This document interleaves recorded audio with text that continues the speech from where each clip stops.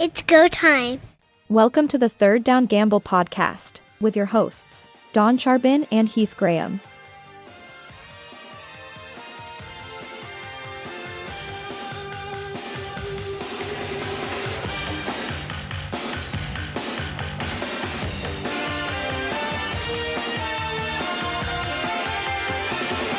It's April of 2026, and we're closing in on the CFL draft, which comes up on April 28th.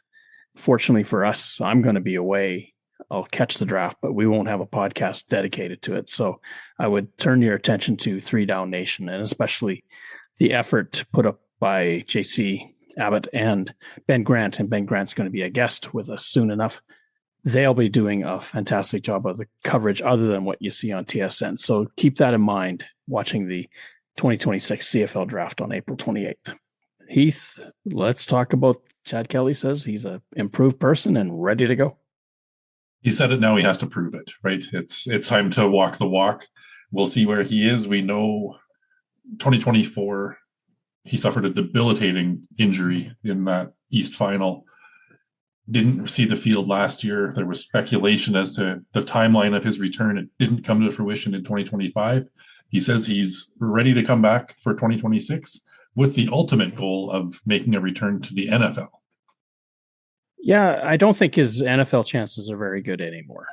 They're probably long gone. You can have that aspirationally, and if that motivates you, fine, go for it. But in his case, I don't see an avenue that is going to provide him any way to get back there. Biggest problem that he has, it's age. He is not in that sweet spot of being 27 and younger. As a result, then the NFL, they don't want to teach you a whole bunch of stuff when you're already past 30, because that's another season lost. And you're getting closer to retirement than you are to when you were actually drafted. They don't care for that too much. So his odds of getting back to the NFL are very slim. I wouldn't preclude it, absolutely, but in my mind, I don't see a way there. He's 32 years old now. He's missed an entire season due to injury. It's a leg injury, which also could long-term limit his mobility. Just looking at some of the numbers, Doug Flutie lit the CFL on fire for a number of seasons. He returned to the NFL in 1998 at the age of 35. As I mentioned, Chad Kelly's 32 already. He's going to need 3 Flutie-esque seasons to hope to return by age 35 to the NFL. And I just don't see it either. It would be impressive to see somebody put up 5,000 yards, 30 touchdown passes, season over season, and maybe get a look down south. But again, I would be hesitant to believe it's going to happen. I can't fault the guy for having goals, but this is a lofty one. You're exactly right. Doug Flutie is a great comparator. You could also point to Jeff Garcia, who had a great career in both leagues. But you got to put numbers up, and you got to do it consistently here for a while in the CFL before the NFL really opens that door and says, come on in, we want to check you out. The book on Chad Kelly is he's had off the field issues. The NFL is fully aware of that. And also that complete leg fracture. That was the tibia and the fibula that both snapped on that play. Very gruesome looking injury. And most heartbreaking part of it for me was watching him trying to get up and put pressure on that leg, hoping that it wasn't as bad as what it felt like. He's done a lot of soul searching, I'm sure, and certainly has had some counseling to help him through that. I'm hoping that he is a strong leader for that Toronto Argonaut football team. He's got a coach, Mike Miller, that likes to listen to players, likes their input, wants to know what's going on in their heads. So he's got that, and they've got a good rapport to begin with. Yeah, this is an interesting topic really to discuss CFL quarterbacks with hopes of going south of the border. And we can talk about the younger guys as well, and I'm sure we'll get to them a little bit later on in this podcast. You mentioned Jeff Garcia, and I had a quick peek at this as well. He played 5 CFL seasons with the Calgary Stampeders, made his debut in the NFL, again, 29 years old. But at that point, a proven 4-time West Division All-Star, a Grey Cup MVP, Grey Cup champion. He had that pedigree behind him. Chad Kelly has won MOP award. He was part of a Grey Cup winning team leading a championship winning drive against the Winnipeg Blue Bombers in Regina. but not with a full start of that game. It was a change of momentum getting him into that game. So again, we haven't seen it consistently. A 16-2 season is nothing to sneeze at as well that he was involved in. But can he sustain it? What is that return like when he comes back? New head coach that he's worked with in some coaching capacity, but now we've got an entire Mike Miller game plan coming to fruition. How quickly does he adapt? This is a big challenge for him to come back, but I believe the Argos did the right thing in not rushing him back in 2025. Yeah, they played the game of caution, which was the way to go about it. He probably needed that extra time because that was a pretty hellacious injury. And a lot of people never play again as a result of it. He's very fortunate that he lives in a time where medical technology has just so far advanced than what it was, say, 50 years ago. The one thing that I was thinking about too, when you were mentioning about Jeff Garcia, I think the sort of the benchmark that everybody looks at is Warren Moon. Remember, he played for Edmonton. They won all those Grey Cups in the late 70s and early 80s with him as their quarterback, him and Tom Wilkinson for the first part of it being the 1-2. And it took him 5 years before the NFL would even think of bringing him down there. And Houston finally took a chance on him, and he lit up the NFL as well. And there is a lengthy list of quarterbacks who have played in the CFL and had some taste of NFL life as well. Dave Dickinson of the Calgary Stampeders is another one. Sean Salisbury won a Grey Cup with Winnipeg, moved on to the NFL with the Minnesota Vikings. He wasn't a lights out quarterback in either league by any stretch of the imagination. He, like I said, he did win a championship with the Bombers, didn't really reach an elite level with the Vikings south of the border. So it's a tough road. I'm sure there will be more. There have been more. Joe Theismann is another one that comes to mind. There's plenty of players that have had that opportunity. I don't know how many of them were 32, 33 years old and coming off a serious injury to have that second look. Let's go back to the 60s. You got Joe Kapp, who played for the BC Lions and moved over to the Minnesota Vikings. You had Peter Lisk, who was a star with the Calgary Stampeders, spent some time in the NFL, and then came back to the CFL. You have a long history of players leaving the CFL, especially quarterbacks, and going down to the NFL and making a mark. But that is a thin line. There's not a lot that have done it. There has been a consistent run, but it's rare that you see more than one, more than two in a season go down and make it. It just doesn't happen. And it's partly because the NFL has their draft. They have all their scouting. They have all their people vetting every quarterback that comes out of college. So they've done their due diligence. And if somebody slips through the cracks or is a late bloomer, that's the only way that you come to the CFL and then return back. I think we've kind of gone through the ones that had the most success at it. I think that the highest benchmark would be Doug Flutie, having made Pro Bowls in the NFL. Jeff Garcia was a Pro Bowler. Warren Moon had a prolific NFL career, and Joe Theismann was a Super Bowl champion as well. Those are I would say, if you want to say a Mount Rushmore to be trendy, a Mount Rushmore of CFL quarterbacks with success in the NFL, that's probably the four. And where does Chad Kelly fit into that pedigree? I don't know that he's anywhere near any base of any mountain right now. Certainly they had that season where they went 16-2, but what happened in that East final? He threw pick after pick, and the Alouettes just owned the Argonauts in a game that was highly expected to be a runaway for the Toronto Argonauts. Other stuff was on his mind that day. With Chad Kelly, it's got to be focus. You've got to be set off the field so that you can play well. The moment his off the field life gets in the way, that's when the trouble starts, because he has had that history of not coping so well with events that happen off the field. And granted, they are significant events. That's the other thing to really keep an eye on. Is one is the on-field performance. How does he come back health-wise from the injury? How quickly does he get up to game speed? The second part of the equation, you're exactly right, is the off-field antics. And even last year, during his injury recovery, there were a lot of questionable social media posts, some strange comments coming out of Chad Kelly not just regarding the football team, but life in general, that raised some eyebrows. As you said off the top of the show, he's claimed he's a changed man. Now it's time to prove it. And he's making some steps.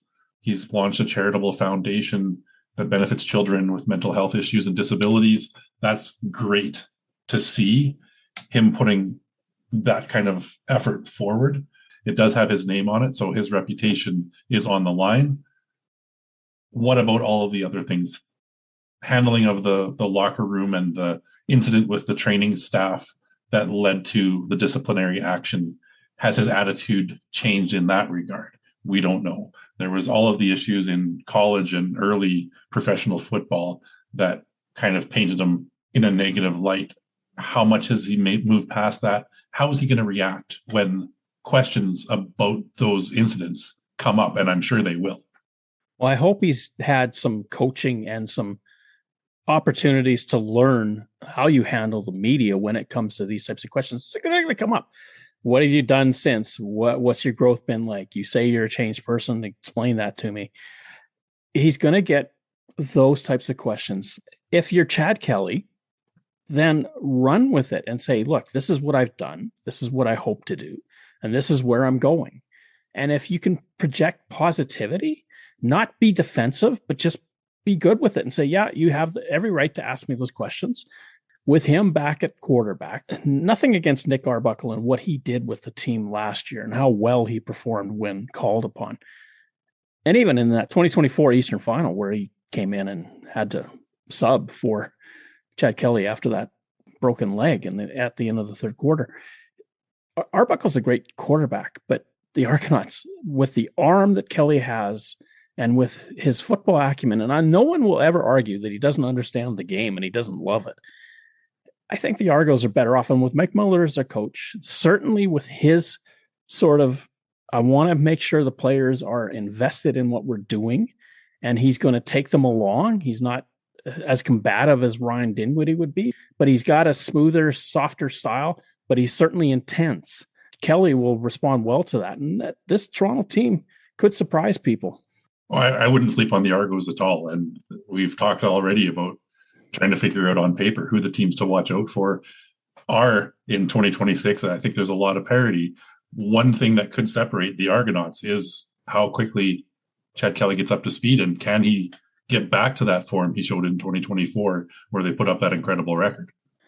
Well, you kind of hope if you're the Toronto Argonauts, that's exactly what he does, is that he gets back to the phenomenal play that he had. Again, here's a guy that missed an entire 2025, missed half of 2024. He hasn't played a lot of football in almost 3 years. It has happened that guys come off the street and do well, but you better be in shape. You better be mentally ready, and you better have that playbook memorized beyond belief, because the bullets, when they start flying at you, as they say in football, when those D-line start coming at you, you better know what you're doing back there and not have any rust. A high watermark for the Global Player Initiative. Habakkuk Baldonado has set the standard with the new highest annual salary for a global player. He negotiated his own contract. He's looking at 185,000 plus incentives for the 2026 season. This is a great showing for the global player. It's kind of a mixed bag for Baldonado coming from Saskatchewan and moving east. One of the things that really stuck out from this story from Justin Dunk was how sort of eye-opening this whole process of negotiation, because Baldonado did take it on himself. He didn't have an agent kind of deflecting a lot of the discussion. He knew what the Rough Riders were offering. And he said, at first, you got to get through the shock of what is happening, because they don't want to pay you what you think you're worth. They want to pay you that what they can manage that fits in the salary cap. They've got all these considerations. And it took him a while to get his head wrapped around that.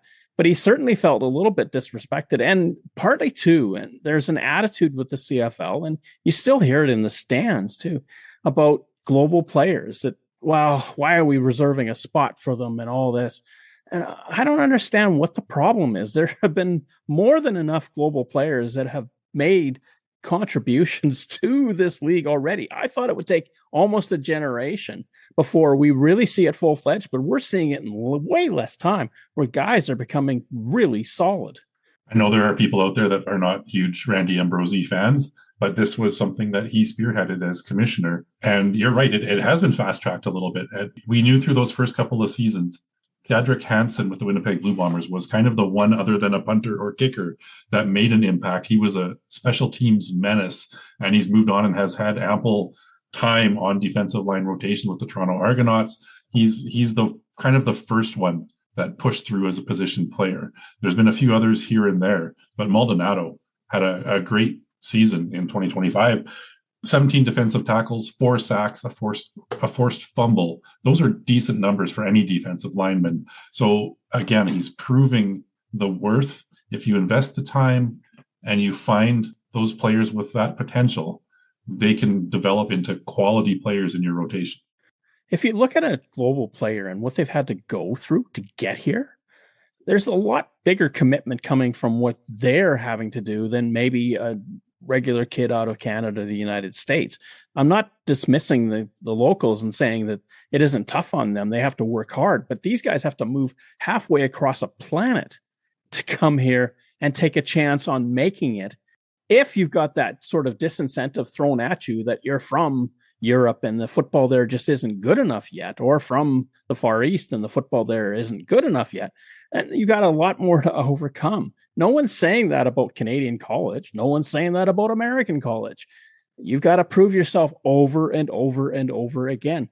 And I know that for Hansen, and he talked about it a little bit, but Baldonado maybe elocuted it a little stronger, is that whole business of having to be disrespected. They don't care for it. Like, just treat me as a football player. I'll do what I can for you.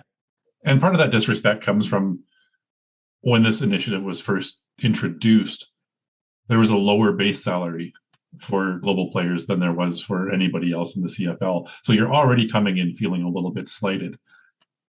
I believe a lot of teams did use that to their advantage in signing, especially punters from Australia predominantly, but a lot of global players in those positions where they were undercutting some of those Canadian college kids. It was a chance to save a couple of dollars here and get a quality player. Ambrosie's vision was always to see this grow and to see quality. They've had the 2 roster spots available. You wanted to see players develop, and maybe not starting quality right out of the gate like you do see with some of the, especially NCAA players. They're ready to start when they get through that draft and come up through the system. A little bit more work involved with the global players, but we are seeing the fruits of that labor now, and I love to see it, and I hope to see many, many more. It would be great for the league, but the one thing that the CFL is kind of caught up in, and it's not anything that they really intended, but it's an outgrowth of quotas. You've got a quota of how many globals have to be in the lineup. You have a quota of how many Canadians have to be in the lineup. You have a quota of how many Americans are allowed in the lineup. And then suddenly where you are in that quota matters.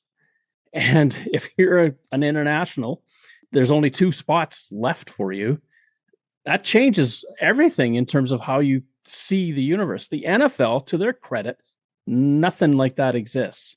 Now, I love the fact that the CFL is doing this because it does create opportunities for people that wouldn't normally get them. But it does have the opposite effect of having that label attached to you. It does. And you raise a great point about the ratios and those roster spots available. Teams have to manage those accordingly. And the mandate or the philosophy is start with that Canadian quota.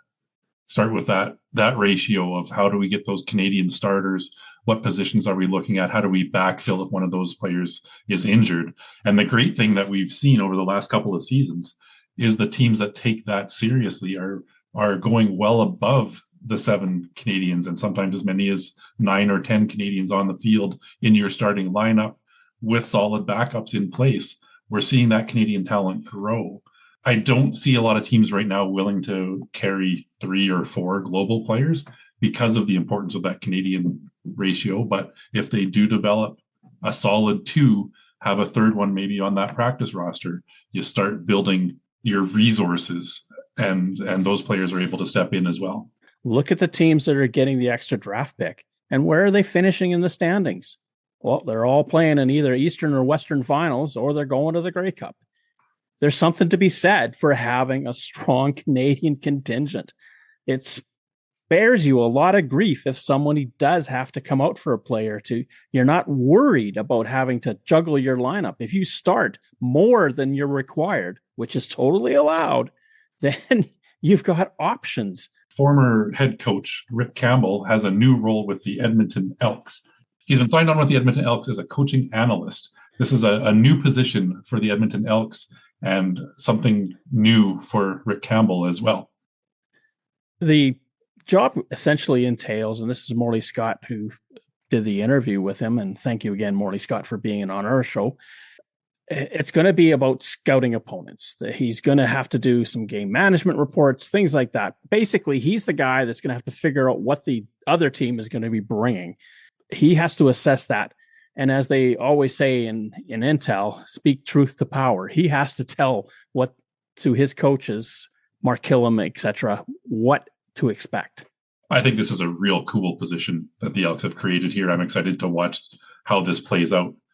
So much of the coach's time is involved in breaking down game film and scouting your opponents. So to have somebody with a 10-year head coach pedigree in the position that he's going to do a lot of that legwork for Mark Killam, allow Coach Killam to focus on his team. Obviously, he's going to be very receptive to what Rick Campbell has to say and listen with open ears and take a lot of that scouting to prepare your game plan for the next game. But I think this is great. It really gives the Elks a leg up in preparing next week and the week after down the line, while Mark Killam is focused on the game that's coming up this week. Well, and this is something I have to give a lot of credit to Ed Hervey on this, because this is thinking outside the box. This is something that the NFL, I'm certain, does as well, where they have somebody dedicated to look at the opponent.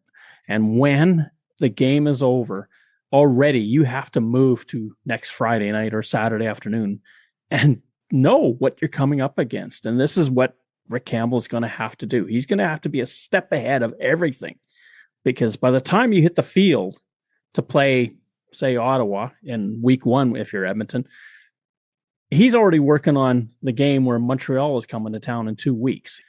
If you've got that type of analysis going on, it's only going to help your team prepare.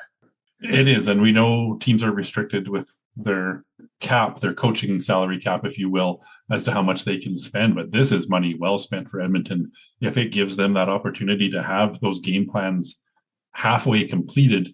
As you said, this Friday's game ends.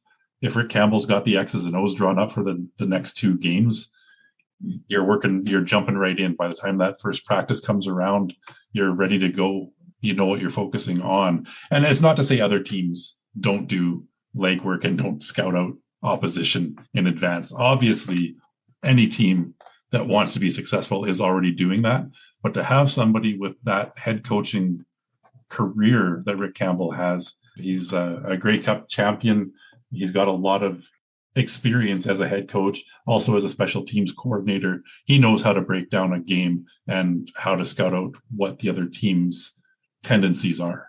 I like this idea of what Edmonton did. I think every team needs to do this. And I'm surprised, actually, that I'm saying this, because I would have thought that they've already have this.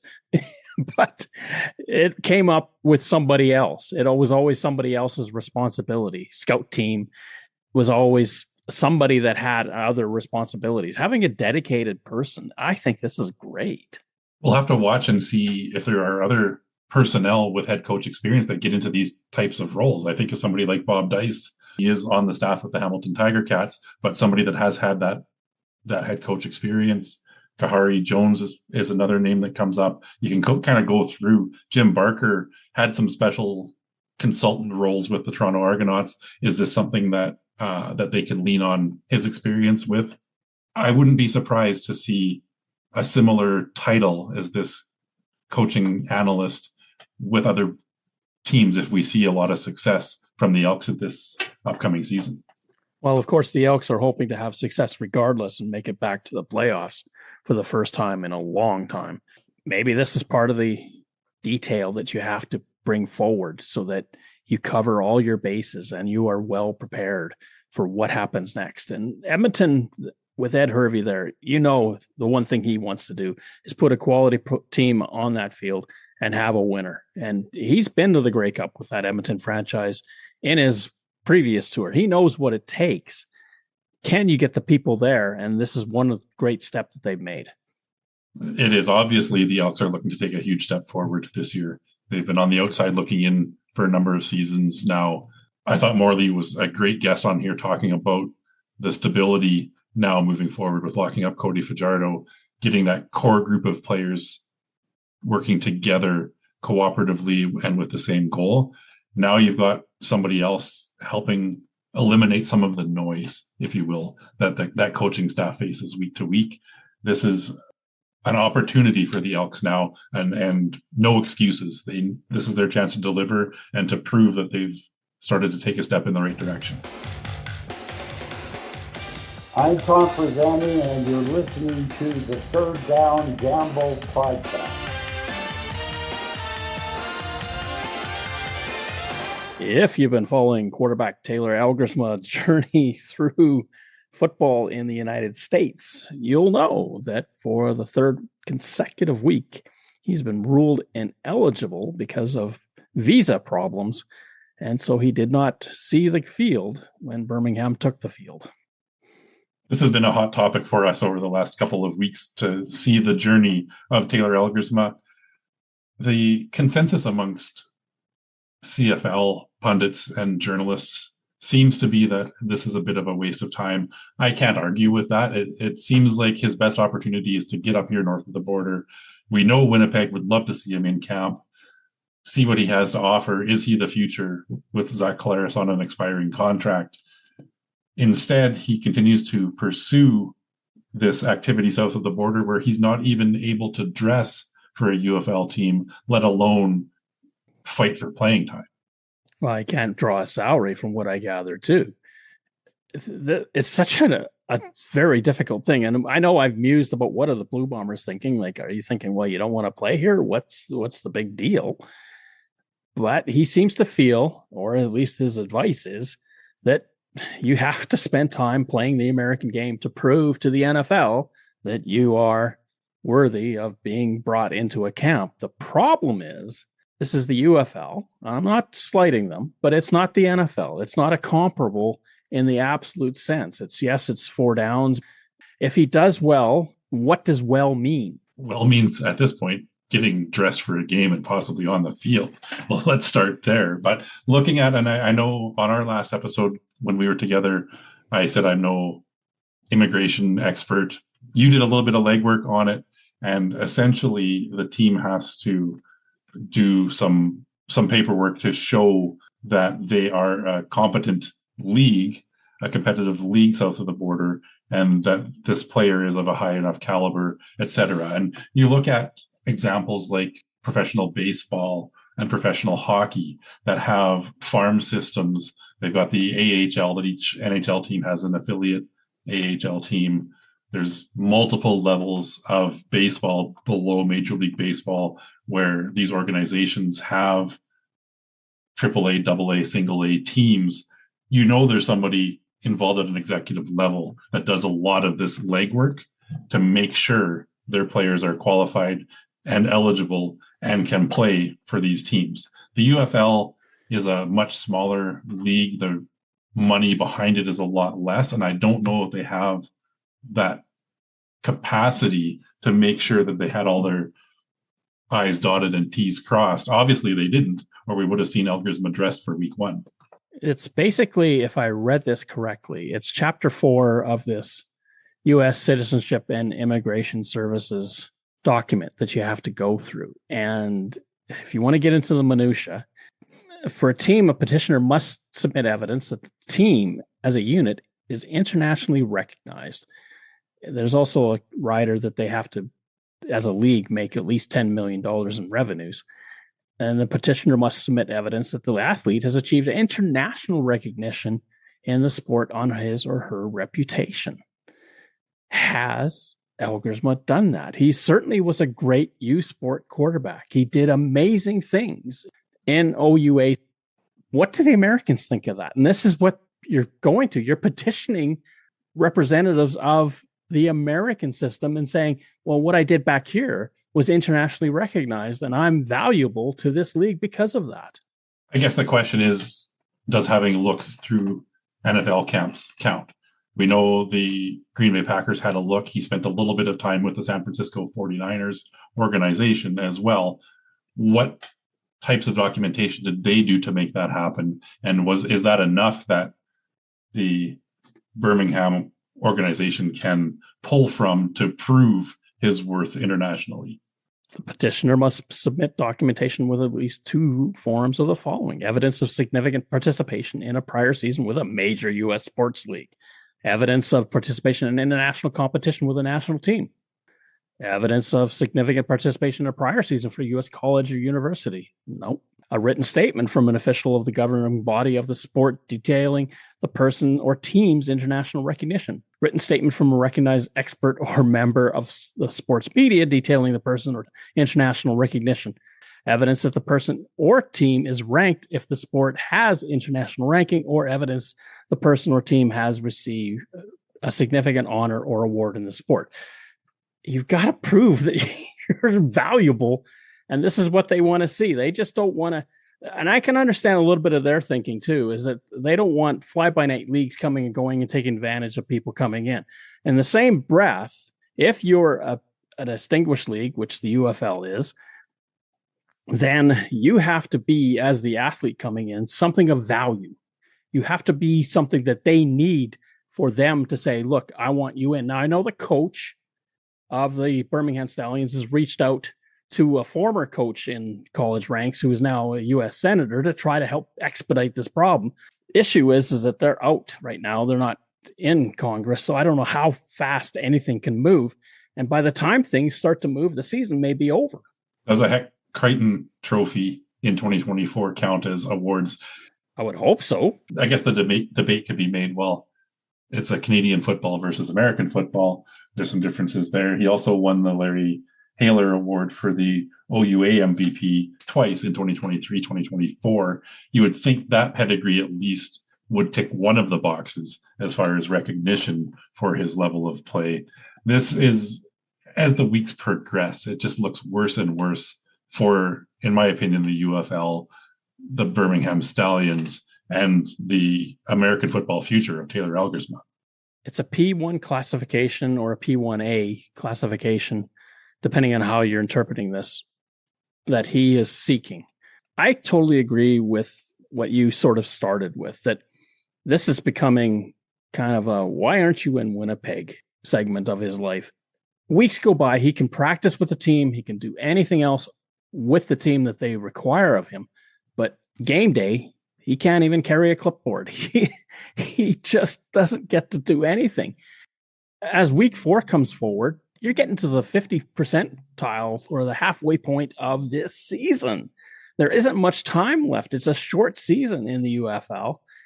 If you're the head coach, how much are you going to invest in this process before you say, well, I'm wasting too much time on it? I would think not much more, right? I mean, they've got 3 other quarterbacks that they've been dressing for their games so far. He'll have gained some experience practicing with the team. Somebody really needs to sit him down and have that conversation about getting into Winnipeg for CFL training camp and start looking in that direction, because I don't see it as floating around as the 4th guy on a UFL team, what the future in American football is for somebody that has done that and can't even dress for a game. Rookie camps in the CFL start May the 9th. He has that window still available. He would still, especially if he isn't playing, he would still be healthy and raring to go. I just look at the Nathan Rourke situation where he came up to Canada. He lit up the league. He literally lit up the league, became Captain Canada, and then went down to the States to try to get a job. Wound up with a couple different teams. It didn't work out for him. He's back in the CFL and he's making some decent wage playing quarterback for the BC Lions. Elgersma, I don't know what part of that book he can't read. follow it. If you want to go back to the States, if that's what's so important to you, put some numbers down. Make people notice, because what you did in the Canadian college, which is a real shame that it hasn't happened, U Sport doesn't seem to register as much in NFL circles as it does up here. And it's not a great look for U Sport either, because how many more quarterbacks are going to wind up playing in American college as a result of that, because the NFL has that bias. As it stands now, the UFL regular season wraps up May 31st with a championship to follow. Again, now we're looking at missing out on the CFL camp if he continues to try to hang on and get things sorted out with Birmingham. And at what point is Birmingham ready to call it quits as well and say, you know what, we've been trying for a month to get this visa situation sorted out. We haven't been able to do it. See you later. That's a possibility as well. Well, exactly, because they've got a salary cap to deal with there. They got money situation.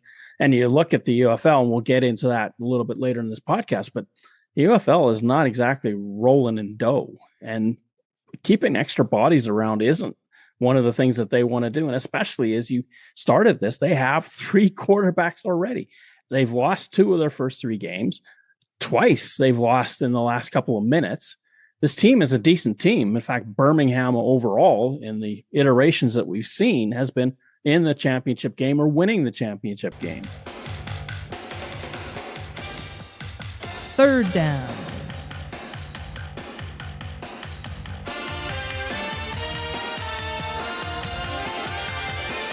Focusing on the UFL as a league, attendance numbers have come out. We're 3 weeks now into the regular UFL season.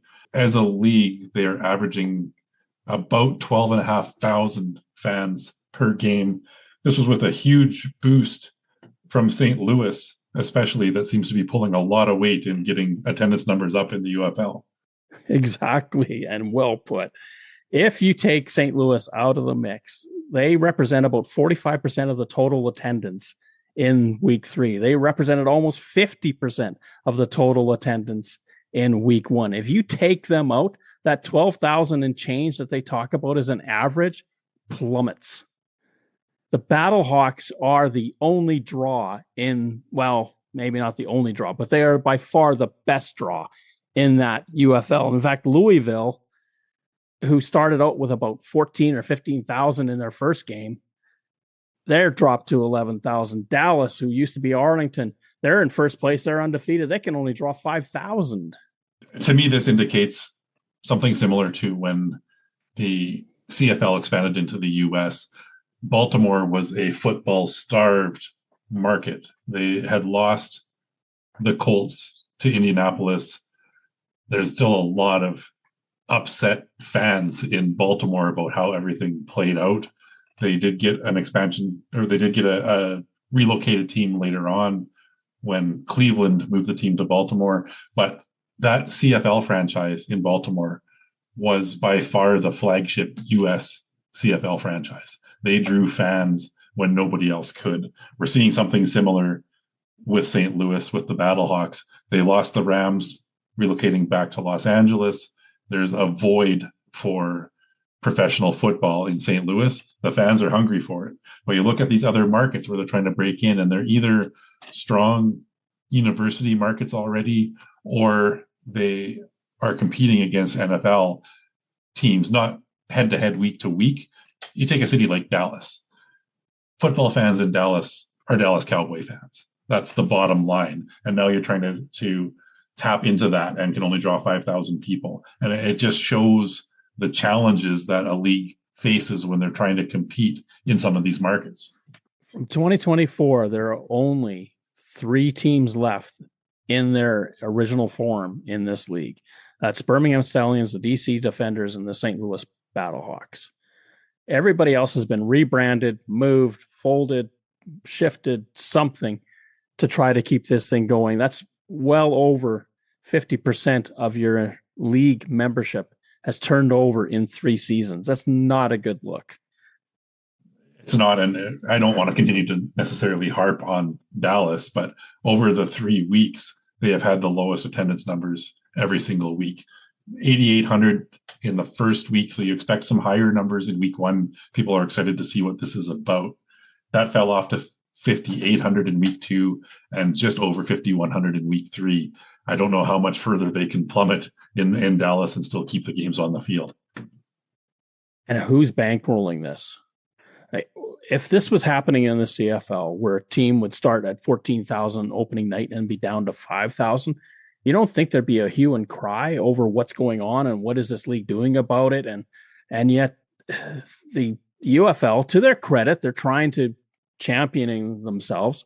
But when they're bragging about having 12,000 average attendance and one team is responsible for half of the entire attendance of a weekend, you got some serious problems.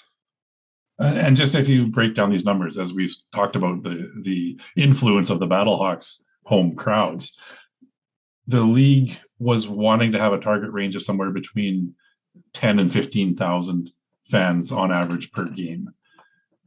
Through the 12 games we've seen so far, they're at 12,563. So right in the middle of that target. You remove St. Louis from the mix, and they are under that 10,000 fan threshold. So how much can the St. Louis market pull this league along, and how fair is it? You know, and it's a great comparison in a way to the CFL with the number of teams in the league.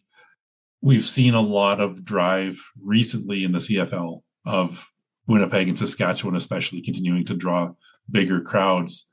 Nathan Rourke and Amar Doman have started to push that attendance up in British Columbia. The Ottawa Red Blacks have had a very dedicated fan base despite poor on-field performances. Hamilton has a very dedicated fan base as well. Their numbers are always pretty decent. When you start talking about those diminishing crowds, people point the finger at the Toronto Argonauts and recently at the Calgary Stampeders.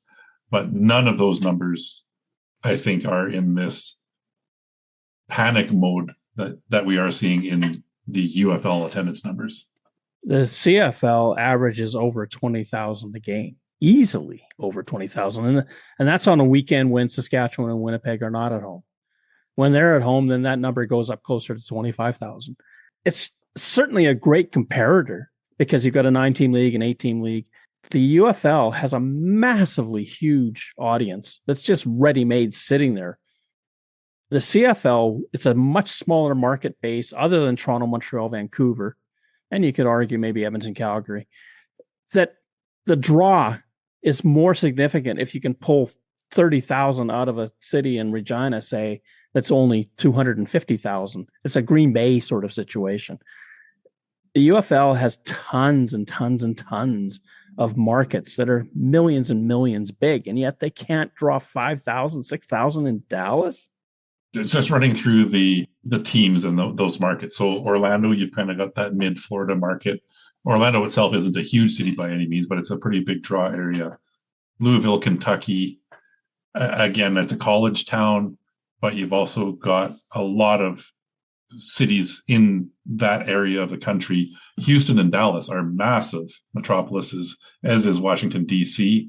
And then you've got Birmingham, again, huge college town that easily draws 70, 80,000 for Crimson Tide games. They're pulling small numbers for UFL. And St. Louis obviously is the outlier here. Again, a fairly decent sized market and are leading the way by far, almost 50% more attendance than anybody else. One of the things that the UFL has touted, and certainly I kind of agree with their philosophy going forward, the stadium that Louisville plays in, Lynn Family Stadium, only holds about 15,000. They're planning to go to Oklahoma in 2028. That's a 10,000 seat stadium that they're eyeballing there. The optics are far better if you have 8,000 people in a 10,000 seat stadium versus 8,000 people in a 50,000 seat stadium. And we've seen that specifically with the Toronto Argos moving to BMO Field as opposed to the Rogers Centre, formerly Skydome. The Skydome seats 50,000-ish, give or take. And when you're drawing 15, 20,000, it seems pretty cavernous. Montreal also, the Alouettes moving to Percival Molson Stadium at McGill. Obviously, Olympic Stadium has had some structural issues as well that led to this. But when they first moved to Percival Molson, the question was, is this going to be temporary or is this the long-term solution? They seem to have found a niche in Montreal with that facility, with the view, the atmosphere of an Alouettes game. And the crowds don't look small at Molson Stadium because they have enough people to fill that smaller stadium. The optimal sort of size for a CFL stadium, I think, is about 27,000. Most teams on average draw between 21 and 24. Then you have the outliers, Saskatchewan and Winnipeg, that can easily draw well in excess of 30. But 27,000, and here's my logic, and this goes all the way back, and I've said it on this podcast many a time, Michael Lisko, you sell scarcity. If there aren't that many seats available, then you're selling an opportunity to be at the game.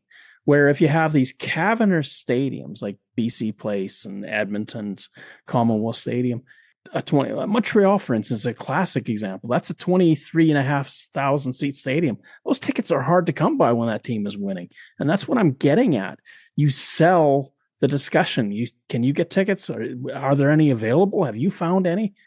And we've seen that with Edmonton over the last couple of seasons. They've closed the upper decks of Commonwealth Stadium to try to create a little bit more urgency, a bit more of an atmosphere in that lower bowl. And I believe we've talked ad nauseum about the Elks earlier on and about the push towards success this upcoming season. If those crowds come back, that's exactly what they're looking for, is to fill that lower bowl. Eventually you could have some discussions if they string together a couple of successful playoff runs about what can we do? Do we look at increasing and opening any of the upper levels, or do we want to keep it this intimate lower bowl atmosphere? And I'm curious too, once the World Cup is finished, what does BC Place look like? And what does BMO Field in Toronto look like? Because they're getting a lot of money thrown at them to host these games. I don't think that they're going to leave grass in at BC Place. They might, but BMO Field, it'll be a weave of grass and turf the way they've had it forever. The Argonauts are going to win because there's going to be so many more amenities available at the stadium as a result of the FIFA World Cup coming through. And that's one positive thing. When you have such a colossal world event coming in, extra money is put in to make it worth its while. Well, the people that hang around at the end of the day, they're going to drive some benefit. A little bit of pain and sacrifice for the 2026 season in having the Lions and Argos displaced from home for a few weeks, but it should result in some nice upgrades and enhanced fan experiences moving forward, starting in 2027 or even late 2026. They're not going to be displaced for the entire season. We're going to see what that looks like in the second half of the CFL season this year and how it continues moving forward.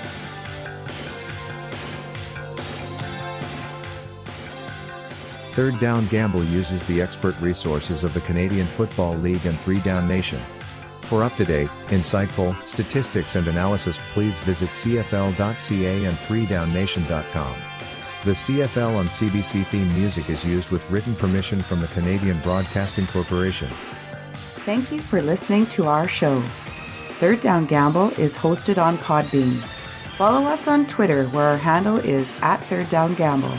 Join us again next time. The Third Down Gamble Podcast. Audio worth watching.